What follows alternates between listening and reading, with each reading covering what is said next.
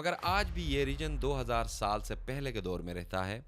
यहाँ पे ना कोई अर्थक्वेक डिटेक्टर्स लगे हैं। अगर कहीं पे लगे भी है तो वो बेकार और नाकिस है और मेड इन गुजरात के लगे हैं। हेलो एवरीवन, टेल ट्विस्ट पर वापस खुशामदीद। सिविलाइजेशंस को हमेशा से एक लफ्ज़ पसंद है, वो है स्टेबल। जैसे स्टेबल इकॉनमी, स्टेबल गवर्नमेंट्स और स्टेबल रीजन। मगर ज़मीन ने इस पर कभी दस्तखत नहीं किए। थर्ड पोल के नीचे जहां एशिया के अजीम दरिया जन्म लेते हैं, आधा कॉन्टिनेंट फ्रोजन माउंटेन्स पर मुनसर है। यहाँ ज़मीन के नीचे टेक्टोनिक प्लेट्स एक तवील मुद्दती ताल्लुक़ में हैं जो मुकम्मल तौर पर फ्रिक्शन बनाता है। इसमें ना ही कोई डिप्लोमेसी है और ना ही कोई ट्रीटीज़, सिर्फ और सिर्फ प्रेशर। और ये प्रेशर हमें तारीख दिखाती है हमेशा से लीक होती है। ज़िलज़िले हैरत अंगेज़ नहीं है, ये डिलेड कॉन्सिक्वेंसेस है। प्लैनेट्स एनर्जी को एक्यूमुलेट यानी कि स्टोर रखते हैं, जैसे गवर्नमेंट्स ना हल होने वाले मसाइल की तरह। क्या आप ये जानते हैं कि ज़िलज़िले को सीरियस लेने वाला पहला शख्स कौन और कहाँ के थे? इसका क्रेडिट 132 ईस्वी के आसपास हन डायनेस्टी में एक पॉलीमेथ जैंग हेंग को जाता है।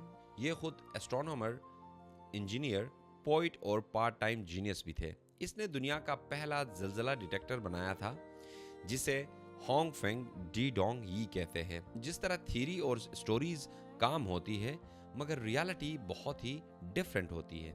इसी तरह 15 अगस्त 1950 को ईस्टर्न हिमालय में सालों से बनने वाला प्रेशर बिलाखिर टूट गया।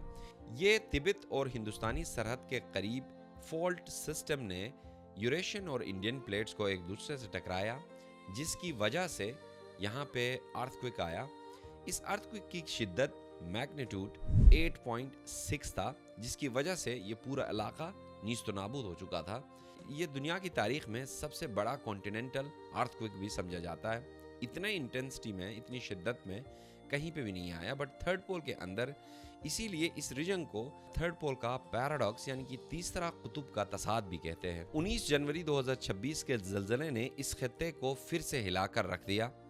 अगर 5.8 की शिद्दत से ज़्यादा का ज़िलज़ला होता तो ये रीजन पूरा तबाह हो सकता था। मगर यहाँ ज़मीन के ऊपर कुछ और ही चल रहा है।